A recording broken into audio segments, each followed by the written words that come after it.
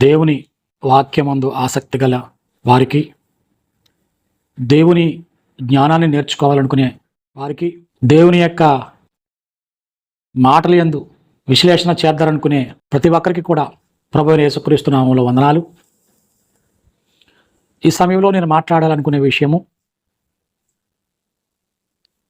దావీదు కుమారుడు. దావీదు కుమారుడు ఎలాగూ దావీదు కుమారుడు యేసుక్రీస్తు. కొత్త నిబంధనలో చాలామంది దావీదు కుమారుడా అని పిలిచిన సందర్భాలు ఉన్నాయి. మత్తయి సువార్త మొదటి వచనంలో అబ్రహాము కుమారుడు దావీదు కుమారుడని యేసుక్రీస్తు వంశావళిని రాయబడింది. అంటే సాధారణంగా దావీదు కుమారుడు యేసుక్రీస్తు అంటే ఎలా దావీదు కుమారుడు అంటే బైబిల్ విశ్లేషణ చేసేవాళ్ళు, కొంత పరిజ్ఞానం కలిగిన వాళ్ళు ఏమంటారంటే, ఏముందంటే లేఖనాలు కదా, లేఖనాల ద్వారా దావీదు కుమారుడు అని అంచుమించుగా ప్రతి ఒక్కరు కూడా అలాంటి సమాధానమే చెప్తారు. అయితే కొన్ని విషయాలు ఉన్నాయి. లేఖనాలు ఎలా ఉన్నాయి? 2వ సమూయేలు గ్రంథము 7వ అధ్యాయము 12 నుంచి 14 వచనాలు, 19వ వచనంలో కూడా ఈ దావీదుకి దేవుడు చేసిన వాగ్దానము, దాన్ని బట్టి దావీదు కుమారుడిని చెప్పడానికి అదొక ఆధారం. యెషయా గ్రంథం 11వ అధ్యాయము 1వ వచనంలో కూడా యెషయా ముద్దు నుండి వేరు చిగురు అంకురం అనే విషయం కూడా దావీదు కుమారునికి లెక్కలో అది దాన్ని లేఖనం ప్రకారంగా చెప్పచ్చు దావీదు కుమారుడిని. అలాగే ఇర్మియా గ్రంథము 33వ అధ్యాయం 15వ వచనంలో దావీదు వేరు చిగురు అంటాడు. అలాగే ప్రకటన గ్రంథంలో డైరెక్టర్ యేసుక్రీస్తు అని చెప్తాడు 22వ అధ్యాయం 16వ వచనం, నేను దావీదు వేరు చిగురు అని చెప్పేసి. అలాగే యెషయా గ్రంథం 7వ అధ్యాయం 14వ వచనంలో కన్యక గర్భవతి అయి కుమారుని కొంటది అనే విషయము అది నెరవేర్పులో మత్తయి సువార్త 1వ అధ్యాయం 22వ వచనంలో అది ఏముంది అక్కడ? ఇదిగో కన్యక గర్భవతి అయి కుమారుని కొనును, ఆయనకి ఇమ్మాలని పేరు పెట్టుబడును అని ప్రభు తన ప్రవక్త ద్వారా పలికిన మాట నెరవేరును అని అక్కడ. అంటే ఈ యెషయా గ్రంథం 7వ అధ్యాయం 14వ వచనము ఈ మత్తయి సువార్త 1వ అధ్యాయం 22వ వచనం నెరవేరినట్లుగా గ్రంథంలో ఉంది. పరిశుద్ధాత్మలో గర్భం ధరించిన మరియా అని లూకా సువార్త 1వ అధ్యాయం 35వ వచనంలో దావీదు కుమారుడా అని కొంతమందిని పిలిచిన సందర్భాలు మత్తయి సువార్త 9వ అధ్యాయం 27వ వచనంలో, 15వ అధ్యాయం 22వ వచనాల్లో ఈ విషయాలు ఉన్నాయి. ఓకే, ఇవన్నీ లేఖనాలు. ఇవన్నీ లేఖనాల ద్వారాగా మనం మాట్లాడచ్చు దావీదు కుమారుడు లేఖనాలుగా. కానీ యేసుక్రీస్తు వారు ఒక ప్రశ్న వేశాడు దాని గురించి.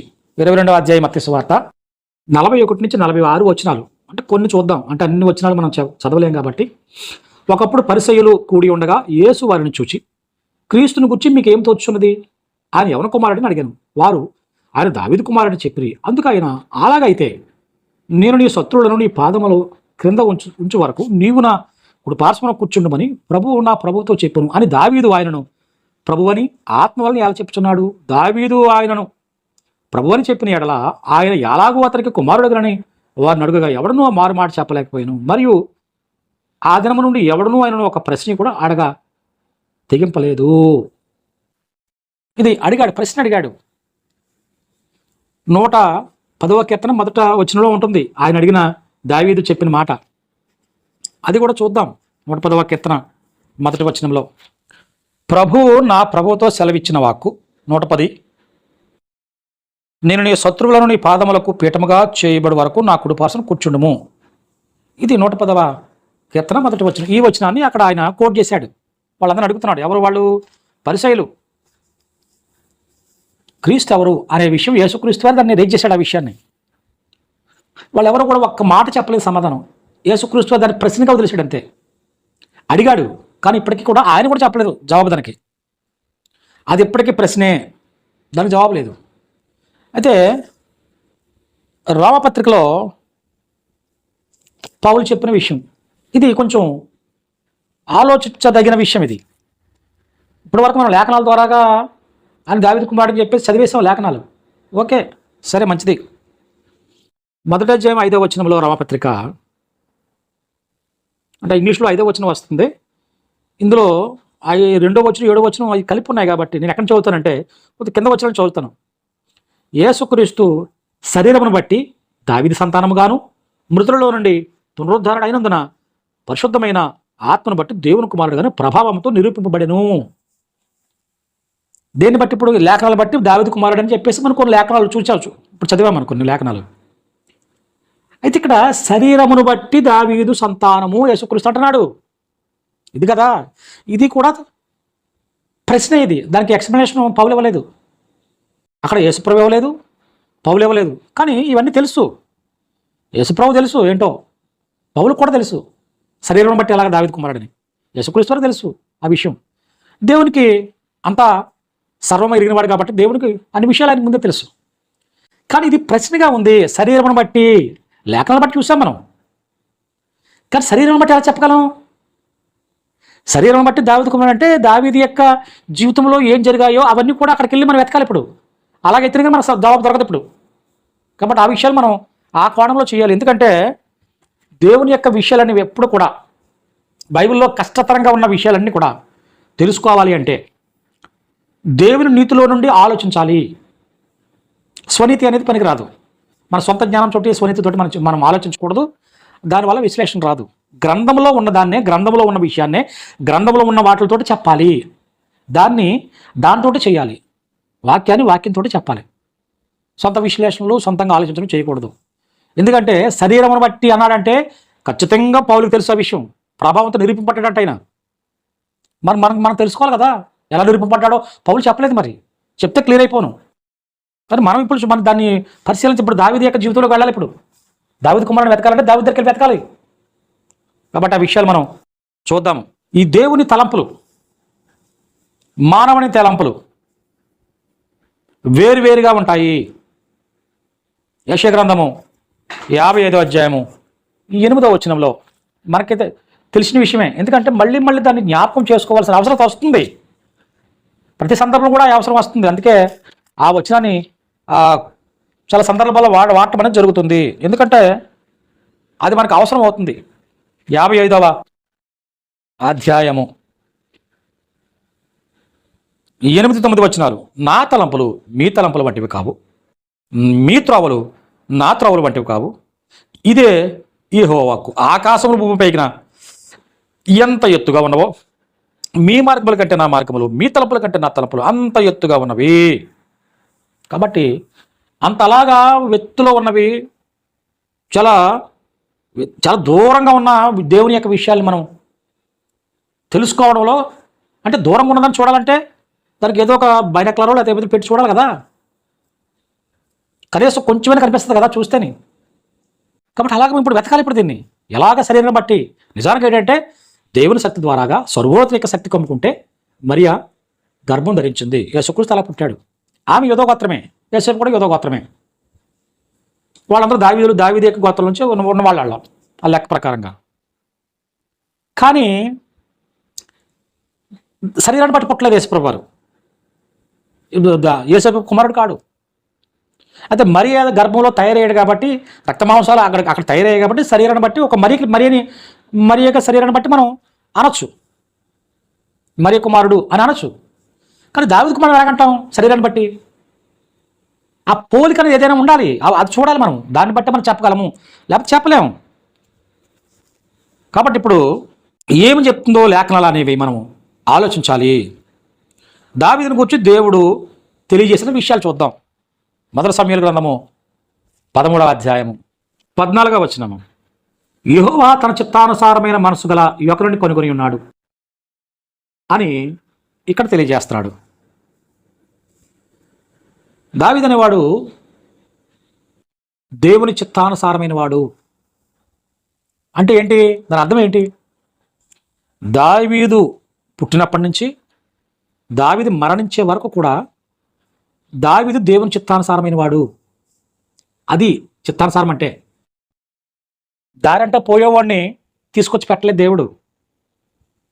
యెషయా కుటుంబంలో పుట్టించి, కడసారివాడిగా పుట్టించి, అతను గొర్రెల దొడ్లలో పెట్టి, అతడికి నైపుణ్యత ఇచ్చి,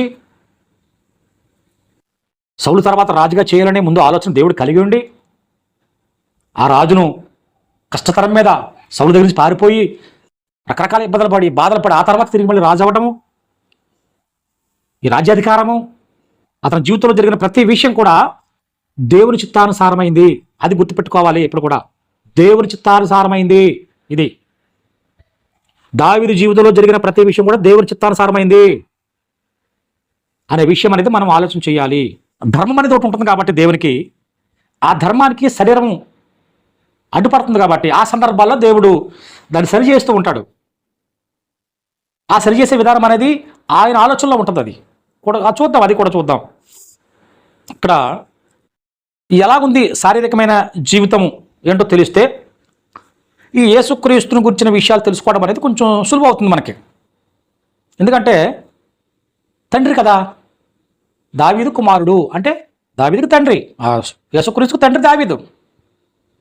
ఈ తండ్రి యొక్క శరీర సంబంధమైన విషయాలు, ఆ జీవితం ఎలా ఎలా ఎలా ఎలా జరిగిందో, తన యొక్క జీవితంలో ఏ సంఘటనలు జరిగినాయో ఆ సంఘటనల్ని మనం ఒకసారి పరిశీలన చేస్తే తన కుమారుని యొక్క పరిస్థితులు కూడా మనకి తెలిసే అవకాశాలు ఉంటాయి. దావీదు జీవితంలో జరిగిన సంఘటనలు మనం ఒకసారి పరిశీలన చేస్తే దావీదు కుమారుని యొక్క విషయాలు ఎలా ఉంటాయో అవి మనకి అక్కడ జరిగే విషయాలు మనకి ఒకసారి గుర్తిస్తే మిగతా దావీదు కుమారుడికి అవి ఎలాగ అది కుమారత్వాన్ని ఇస్తాయి, ఎలా కుమారుడు అవుతాడు, ఎలా కుమారుడిగా సాదృశ్యంగా ఉంటాయి, ఆ పోలిక ఎలాగ ఉంటుందో మనం చూడగలం. దాన్ని బట్టి మనం చెప్పగలం, లేదంటే చెప్పలేం. జీనియాలజీలో ఏముంది? మత్తయి సువార్త 1:6 యెషై రాజైన దావీదును కనెను. ఊరియా భారీగా ఉండిన ఆమె యందు దావీదు సొలొమోనును కనెను. ఊరియా అనే వ్యక్తిని భార్యను, ఆమె యందు దావీదు సొలొమోనుని కన్నాడు. ఊరియా భార్యని ఇక్కడ యాడ్ చేశారు జీనియాలజీలోని. కాబట్టి ఇక్కడ ఆమె యొక్క దావీదుకి ఎప్పుడైతే భార్యగా అయిందో అప్పుడు ఆమె చేరిపోయింది, ఆ యొక్క లిస్టులో చేరిపోయింది. అయితే ఇక్కడ విషయం ఏంటంటే ఏం జరిగిందో మనకు ఆటోమేటిక్గా తెలుసు. ఊరియా భార్యను దావీదు భర్త అప్పుడు బతికుండగానే ఆమెను మోహించి చూసి ఇంటికి పిలిపించి ఆమెతో లైంగిక సంబంధం కలిగి ఇంటికి పంపించేశాడు. తర్వాత ఒక నెల పోయిన తర్వాత ఆమె వచ్చి ఏమందంటే నేను గర్భవతిని అని చెప్పింది. అప్పుడు దావీదు ఏం చేశాడు? ఊరియాని చంపించి ఆమెను వివాహం చేసుకున్నాడు. వివాహం చేసుకున్న తర్వాత కుమారుడు పుట్టాడు. కుమారుడు, ఈ విషయం మనకు తెలిసిందే కదా. అది కూడా మనం చూద్దాం. దీన్ని అంతా ఏమంటారు? ఇప్పుడు ఏమైపోయాడు దావీదు? అవిధేయత స్థితిలోకి బందీ అయిపోయాడు కదా. ఆ కార్యం బట్టి అవిధేయత కదా అది. అవిధేయతలో బందీ అయిపోయాడు. అవిధేయత స్థితిలో బందీ అయిపోయాడు, బంధింపబడ్డాడు. 2 సమూయేలు గ్రంథంలో 11వ అధ్యాయము 4-5 దావీదు దూతల చేత ఆమెను పిలవనంపెను. ఆమె అతని యొద్దకు రాగా అతని ఆమెతో శయనించెను. కలిగిన అపవిత్రతను పోగొట్టుకుని ఆమె తిరిగి ఇంటికి మరలా వచ్చెను. ఆ స్త్రీ గర్భవతి అయి నేను గర్భవతి రైతునని దావీదునకు వర్తమానం పంపగా దావీదు హిత్తీయుడకు ఊరియాను నా యొద్దకు పంపమని దూత ద్వారాగా యోవాబుకు ఆజ్ఞాపించాడు. తర్వాత జరిగిన విషయాలు జరిగినాయి. ఆమె చెప్పేసింది వచ్చి నేను నీ వలన గర్భవతిని అని చెప్పేసి. తర్వాత 12:9 ఎప్పుడైతే ఊరియాను చంపించడం అనేది జరిగిందో అప్పుడు నాతాను ప్రవక్త ద్వారాగా దేవుడు దావీదుకి ఇచ్చిన ఒక హెచ్చరిక ఏంటది? 12:9 నీవు యెహోవా మాటను తృణీకరించి ఆయన సన్నిధికి ఆయన దృష్టికి చెడుతనము చేస్తేవేమి? హిత్తీయుడగు ఊరియాను కత్తి చేత చంపించి అతని భార్యను నీకు భార్య అగినట్లు నీవు పట్టుకుని ఉన్నావు. ఆ మోనీల చేత నీ వదన చంపించేది కదా. నీ భార్య అగినట్లుగా చేసుకున్నావు. భార్యను చేసుకున్నాడు, చంపించేసి. ఇదేంటిది? చాలా భయంకరం కదా ఆ కార్యము. అయితే ఆ విషయం అనేది దేవుని దృష్టికి మంచిది కాదు, చాలా భయంకరం అది ఆ పని. 13వ దానికి దేవుడు ఏమంటాడంటే ముందు దేవుడు ఏం చెప్పాడంటే 12వ పగటి యందు అంటే నువ్వు ఇలా చేసావు కాబట్టి. 11వ చూద్దాం. ముందు నా మాట ఆలకించము, యెహోవానకు నేను సెలవిచ్చినదేమనగా నీ ఇంటి వారి మూలమునైన నేను నీకు అపాయం పుట్టింతును.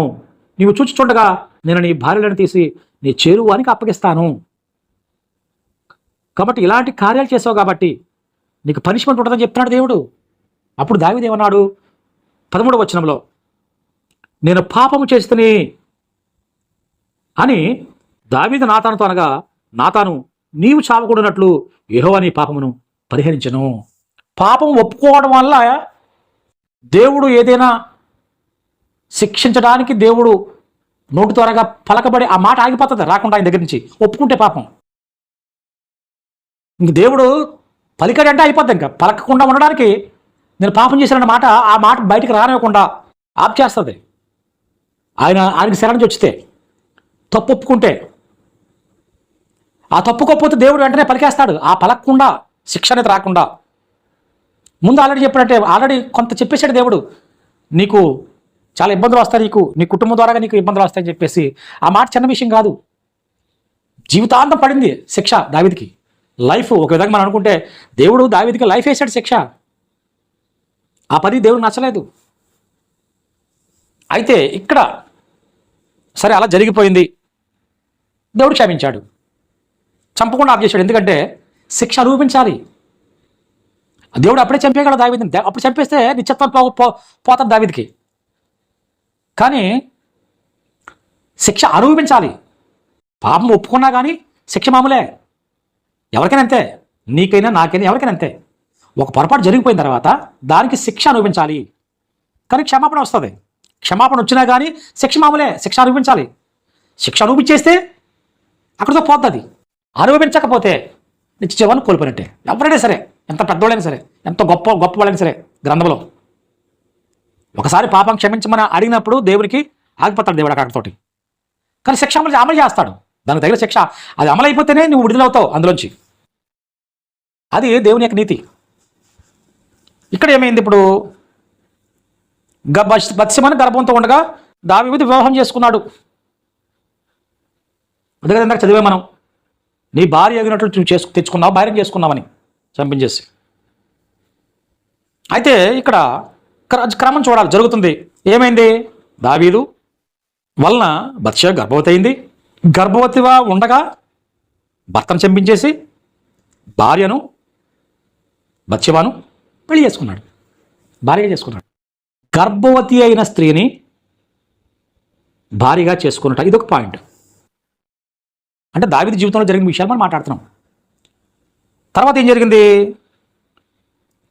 వారిద్దరికి కూడా మరి గర్భవతి కాబట్టి ఖచ్చితంగా కుమారుని కనాలి. ఆ పుట్టిన కుమారుడు జ్యేష్ఠుడే కదా. బత్షెబకి దావీదు పుట్టినవాడు జ్యేష్ఠుడు. ఆ జ్యేష్ఠుడిని దేవుడు చంపేశాడు. కాబట్టి 12వ అధ్యాయం 16వ వచనంలో ఆ విషయం ఉంటుంది. యెహోవా ఊరియా భార్య దావీదునకు కనిన బిడ్డను మొత్తినందున అది బహు జబ్బుపడెను. జబ్బుపడిన తర్వాత ఏమైంది? చనిపోయాడు కదా, బిడ్డ చనిపోయాడు. కిందక చదివితే ఇంకా బిడ్డ చనిపోయాడు, దేవుడు మొత్తాడు, చనిపోయాడు. ఇప్పుడు రెండో పాయింట్ ఏంటి? మొదటి పాయింట్ ఏమో గర్భవతి అయిన స్త్రీని పెళ్లి చేసుకున్నట్టు ఒక పాయింట్. రెండవది జ్యేష్ఠ కుమారుని దేవుడు చంపుట, రెండో పాయింట్. ఈ పాయింట్లను బట్టి మనము చూడాలి తన జీవితంలో జరిగింది. ఇది ఎంత శరీర సంబంధమైన బాంధవ్యాల్లో జరిగిన విషయాలన్నీ కూడా ఇవన్నీ కూడా దావీదు జీవితంలో. తర్వాత ఈ పోలిక అనేది ఏంటి చూద్దాం. కొత్త నిబంధనకు వద్దాం. మత్తయి సువార్త మొదటి అధ్యాయం 18వ వచనం. మొదటి అధ్యాయం 18వ వచనంలో యేసుక్రీస్తు జనన విధం ఇట్లనగా ఆయన తల్లి అయిన మరియా యేసోపునకు ప్రదానం చేయబడిన తర్వాత వారి ఏకము కాకమునుపు ఆమె పరిశుద్ధాత్మ వల్ల గర్భవతిగా ఉండును. వారి ఏకము కాకమునుపు అప్పుడే ఆమె గర్భవతిగా ఉన్నది. తర్వాత జరిగిన సంఘటనలు మనకు తెలుసు. ఈ విషయం దేవుడు కూడా యోసేపు కూడా చెప్పాడు, ఆమె కూడా చెప్పాడు. గబ్రియెలు దూత ద్వారా దేవుడు వర్తమానం పంపించాడు. ఇది పరిశుద్ధాత్మలో జరిగింది, ఆమె ఆల్రెడీ గర్భవతి అయింది. ఆ విషయం తెలుసుకుని రహస్యంగా ఆమెను విడనలాడని చెప్పి చూశాడు యోసేపు. కానీ అక్కడ చెప్పాడు, అప్పుడు కాదు, రక్షకుడు పుట్టబోతున్నాడు కాబట్టి ఆమె ఆల్రెడీ గర్భవతి అయింది, అయినా నువ్వు వివాహం చేసుకోవాలి.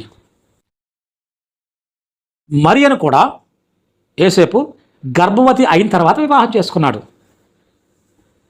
ఇది పాయింట్. అంటే దావీదు జీవితంలో జరిగినట్లుగానే యేసేపు మరియను గర్భవతి అయిన తర్వాత చేసుకున్నాడు వివాహాన్ని. జ్యేష్ఠుడు మరియకు జ్యేష్ఠుడు కుమారుడు పుట్టినవాడు మొట్టమొదటి కుమారుడే కదా మరియకు. తర్వాత పిల్లలు పుట్టారు, వేరే తర్వాత పుట్టిన పిల్లలు కూడా ఉన్నారు మరియకు. అది జ్యేష్ఠుడు. ఇక్కడ దావీదు బత్షెబకు పుట్టిన జ్యేష్ఠ కుమారుని దేవుడు చంపేశాడు. ఇక్కడ మరియకు పుట్టిన ఈ జ్యేష్ఠ కుమారుని కూడా దేవుడు శిలువ మీద చంపేశాడు. అయితే బత్షెబకు దావీదుకు పుట్టిన కుమారుడు జ్యేష్ఠుడు ముత్తునందున దేవుడు చనిపోయాడు. కాబట్టి ఈ మరణము దేనికి ఉపయోగకరంగా ఉందంటే దావీదుకు ప్రాయశ్చిత్తం జరిగింది ఆ యొక్క కుమారుడి వల్ల. ఎందుకంటే ధర్మం ప్రకారంగా జరగాలి ఇది. ఈ మొదటి కుమారుడు దావీదు చేసిన పాపానికి ప్రాయశ్చిత్తం అయ్యాడు. అలా చేశాడు దేవుడు ప్రాయశ్చిత్తాన్ని. దావీదు యొక్క పాపానికి ప్రాయశ్చిత్తంగా ఆ జ్యేష్ఠ కుమారుడిని బలిగా తీసుకున్నాడు దేవుడు. అంటే బలి తీసుకోవడం కోరడు, అంటే ధర్మం ప్రకారంగా మాట్లాడుతున్నాం మనం. ప్రాయశ్చిత్తం అలాగే జరగాలి. అయితే ఈ జ్యేష్ఠ మరియకు యోసేపులని లేఖనాల్లో దాఖలు చేయబడినట్లుగా జ్యేష్ఠ కుమారుడిగా దాఖలు చేయబడ్డాడు. కాబట్టి ఈ జ్యేష్ఠ కుమారుడు ప్రపంచ మానవాళి యొక్క పాపం నిమిత్తం బలయ్యాడు. ఆ విధంగా ఆయనకి మరణాన్ని రప్పించాడు దేవుడు. ఈ జ్యేష్ఠ కుమారుడు ఎలా చనిపోయాడు? ఆ జ్యేష్ఠ కుమారుడు దావీదు నిమిత్తం చనిపోతే ఈ జ్యేష్ఠ కుమారుడు ప్రపంచ మానవాళి నిమిత్తం చనిపోయాడు. అంటే ఇది పోలిక మాత్రమే మాట్లాడుకుంటున్నాం మనం. అంటే శరీరం బట్టి దావీదు కుమారుడు ఎలాగంటే పోలిక ఇదే. ఇంకా చూద్దాం ఏ విషయాలు ఉన్నాయి దాంట్లో. ఎందుకంటే గర్భఫలము అనేది వాక్య ప్రకారంగా యేసేపుకైనా మరియకైనా మరి దావీదుకైనా బత్షెబకైనా, ముఖ్యంగా స్త్రీలు కాబట్టి మరియకైనా బత్షెబకైనా గర్భఫలము యెహోవా వచ్చి బహుమానమా కాదా? అవును. కాదని చెప్పడానికి మనకి ఎక్కడున్న రైట్స్? మనకి గర్భఫలము బత్షెబకైనా మరియకైనా దేవుడికి బహుమానమే. అంటే అనాలోచితంగా గర్భఫలం ఇవ్వడు కదా దేవుడు. ఇప్పుడు బత్షెబకి గర్భఫలం వచ్చింది, గర్భఫలము యెహోవా ఇచ్చే బహుమానమే కాదా? బహుమానమే. అంటే ఒక పర్పస్ ఉంటుంది కదా దేవునికి. ఎందుకు ఈ పుట్టినోడు ఎలా చేశాడంటే దావీదు యొక్క పాపమునకు ప్రాయశ్చిత్తంగా ఆ యొక్క జ్యేష్ఠుడిని మరణానికి అప్పగించాడు. ఇక్కడ ప్రపంచ మానవాళి నిమిత్తమై మరియకు పుట్టిన యేసుక్రీస్తు అనే వ్యక్తిని ప్రపంచ మానవాళి నిమిత్తం ఈ జ్యేష్ఠుడిని ఆ లోకానికి పసుగా బలిచ్చాడు ప్రాయశ్చిత్తం కొరకు, అందరి యొక్క ప్రాయశ్చిత్త నిమిత్తం. అంటే పోలిక చెప్తున్నాం, ఇది పోలిక. కాబట్టి ఇక్కడ ఏమంటాడంటే ఇక్కడ ఈ పరిశుద్ధాత్మ వల్ల పుట్టాడు కదా. పరిశుద్ధాత్మ వల్ల పుట్టిన కుమారుడు ఏ శరీరంతో వచ్చాడు? అది మనం ఎప్పుడు కూడా వాక్యాన్ని, కాబట్టి వాక్యానికి గౌరవం ఇవ్వాలి. మనకు అర్థం కాకపోవచ్చు, ఆ సమయానికి మనకు అది కొరికడకపోవచ్చు, మింగుడు పడకపోవచ్చు, కష్టంగా ఉండొచ్చు. కానీ వాక్యాన్ని వాక్యంగానే చూడాలి. రామపత్రి 8వ అధ్యాయం 4వ వచనం. యెహోవా ఇచ్చిన బహుమానం ఎలాగుంది? మరియకు శరీరమును అనుసరింపక ఆత్మను అనుసరించే నడుచుకొను మనయందు ధర్మశాస్త్ర సంబంధమైన నీతి విధి నెరవేర్చబడవలనని పాప పరిహారము నిమిత్తము దేవుడు తన సొంత కుమారుని పాప శరీరాకారంతో పంపి ఆయన శరీరమందు పాపమునకు శిక్ష విధించను. ఎలా వచ్చాడు? ఆ శరీరం మీద పాపానికి శిక్ష పడాలి. అక్కడ ఈ జ్యేష్ఠ కుమారుడికి శరీరం మీద ప్రపంచ మానవాళి యొక్క పాపమాయన శరీరం మీద దానికి శిక్ష పడాలి. అది కన్యమరియ గర్భంలో దేవుడు ఇచ్చిన బహుమానం. ఆయన బహుమానమే కదా, ప్లాన్ అదే కదా. ఆయన మరియ గర్భంలో బహుమతిగా కుమారుని ఎందుకు ఇచ్చాడంటే ప్రపంచ మానవాళి యొక్క పాపమనంతా కూడా ఆయన శరీరం మీద వేసి శిక్ష దాన్ని పడాలి పాపానికి అక్కడ. అలాగే మరి బత్షెబ గర్భంలో బహుమతిగా ఎందుకు పుట్టించాడంటే జ్యేష్ఠ కుమారుడుగా దావీదు యొక్క పాపాన్ని ఆ శరీరం మీద వేశాడు. ఆ పుట్టిన జ్యేష్ఠుడి యొక్క శరీరం మీద ఆ పాపానికి శిక్ష అక్కడ పడింది. ఆ శరీరాన్ని తీసేయాలి అక్కడ. కాబట్టి ఈ రెండు పోలికలు అనేవి పోలికని చెప్తున్నాను. అందుకే నేను ఇది పోలిక. ఇంతకు మించిన పోలిక దావీదు కుమారుడు యేసుక్రీస్తు అనే పోలిక, శరీరమును బట్టి దావీదు కుమారుడిన అని చెప్పడానికి ఇంతకు మించిన పోలిక అనేది ఈ గ్రంథంలో ఎక్కడ చూసినా లేదు, దొరకదు. ఎందుకంటే శరీరమును బట్టి అన్నాడు. పౌలుకి తెలుసు ఆ విషయం, యేసుక్రీస్తు వరకు కూడా తెలుసు ఆ పోలిక. కానీ చెప్పలేదు, ప్రశ్న అడుగుతేశాడు అంతే వాళ్ళని. మరి ప్రభు అంటాడు కదా దావీదే, మరి కుమారుడు ఎలాగవుతాడు దావీదికి, మీరు కుమారుడు అంటున్నారు అంటే అక్కడ ఉద్దేశం ఏంటి? యేసు ప్రభు వారిది. ప్రభు అంటే ఏంటి? రాజు. క్రీస్తు అంటే రాజు అని వీళ్ళు గుర్తించాలి. వీళ్ళు కానీ గుర్తించలేదు వాళ్ళు. ఎక్కడి నుంచో జ్ఞానులు వచ్చి బాలుడిగా ఉన్నవాడిని యూదుల రాజుగా పుట్టినవాడని వాళ్ళు గుర్తించారు. కానీ పరిశీలు కానీ శాస్త్రులు కానీ ఈయన ఒప్పుకోలేదు రాజు. కానీ ఆ గుర్తించాలని ఉద్దేశంతో మాట్లాడాడు ఆయన. దావీదే గుర్తించాడు ప్రభు అని, మీరు గుర్తించాలి, మీరు గుర్తించట్లేదని చెప్పేసి వాళ్ళకి చెప్తున్నాడు. అందుకే ఆ పాయింట్ తీసుకున్నాడు. వాళ్ళు చెప్పలేకపోయారు. వాళ్ళు తెలిస్తే కదా, వాళ్ళు ఎప్పుడైనా గ్రంథం చదివితే కదా, వాళ్ళ ధర్మశాస్త్రాన్ని పాటిస్తే కదా పరిశీలు శాస్త్రులు, ఆ ప్రధాన యాజకులు కూడా ఉంటుంది. కానీ గ్రంథం అందులో ఒక విషయం కూడా వాళ్ళకి అర్థం కాదు. నికోదేము వచ్చినప్పుడు ఏమన్నాడు యేసు ప్రభు వారు? నువ్వు ధర్మశాస్త్ర ఉపదేశం కూడా అయ్యిండు కూడా ఈ విషయం కూడా తెలియదా అని చెప్పేసి అన్నాడు. అక్కడ తెలియదు. అలాగే నేటి కాలంలో పెద్ద పెద్ద వాళ్ళు ఉన్నా కానీ నికోదేము లాంటి వాళ్ళు చాలామంది ఉన్నారు. కానీ కొన్ని విషయాలు అర్థం కావు. అర్థం చేసుకోవాలంటే దానికి చాలా చాలా సాధన చేయాలి, చాలా సాధన చేయవలసి వస్తుంది. ఎందుకంటే ఒక వాక్యంతో ఒక వాక్యం లింకే చెప్పాలి, మిగతా బయట నుంచి మాట్లాడకూడదు ఇప్పుడు కూడా. కాబట్టి ఇక్కడ ఈ విషయం అనే దేవుడు ఈ కుమారుని కూడా మరణింపజేశాడనే విషయం మనకి తెలుస్తుంది కదా. యేసుక్రీస్తు వారిని యెషయా గ్రంథం 53వ అధ్యాయం 10వ వచనంలో ఏమంటున్నాడు? యేసుక్రీస్తు అనే కుమారుని మరణింపజేసింది ఎవరు? అతను నలకొట్టుటకు యెహోవాకి ఇష్టమయ్యను, ఆయన అతనికి వ్యాధి కలగజేసను. మరి ముందు పుట్టిన బత్షెబాకి దావీదు పుట్టినవాడు కూడా ఏదో వ్యాధి కదా ఇచ్చి మరణింపజేశాడు. ఈ జ్యేష్ఠ కుమారుడు కూడా వ్యాధి పుట్టింది మరణింపజేశాడు. ఆ వ్యాధి అంటే ఏంటి? బలహీనత, శారీరకమైన బలహీనత. కాబట్టి ఈ పోలిక అనేది మనకిందులో క్లియర్గా కనిపిస్తుంది. ఇది దావీదు కుమారుడు యేసుక్రీస్తు అని చెప్పడానికి ఎంతో ప్రాముఖ్యంగా మనకు కనిపిస్తుంది ఈ విషయాలు. అందుకే ఎప్పుడు కూడా ఈ విషయాలను కూడా మనిషి ప్రసంగి గ్రంథంలో 3వ అధ్యాయం 18లో చెప్పినట్లుగా మనిషి మృగం వంటి వాడని తెలుసుకోవాలి. మానవుడే మృగం వంటి వాడు, గొప్పవాడని ఊహించేసుకోవద్దు ఎవరు కూడా. అన్ని విషయాల్లో మనిషి అలాగే ఉంటాడు. ఆ స్వభావాన్ని మార్చేది వాక్యంగా లేకపోతే మనిషి మృగమే. ఎందుకంటే ఇద్దరు కూడా ఒకరోజు పుట్టారు వాళ్ళు. ఆరో దినాన్ని ఆ పశువులు మనిషి ఒకరోజు చేయబడ్డారు ఆరో దినాన్ని. ఆదాము కొంతకాలం అలాగే ఉన్నాడు కదా, మృగంలాగే ఉన్నాడు కదా. సిగ్గరకపోతే మృగం లాంటివాడు కదా. మృగం అంతే. సిగ్గరిగా కూడా మనిషి అలాగే ఉన్నాడు. దేవుని వాక్య సంబంధమైన జ్ఞానం లేకపోతే అలాగే ఉంటాడు మనిషి. కాబట్టి ఆ ఆలోచన అనేది చాలా జాగ్రత్తగా ఆలోచించాలి. ఎందుకంటే దేవుని దృష్టిలో మనిషి యొక్క స్థాయి ఏంటి అసలు స్థాయి ఏంటి మనిషికి? యెషయా గ్రంథం 40:15 వచనంలో చాలా తక్కువ కదా మనిషి స్థాయి.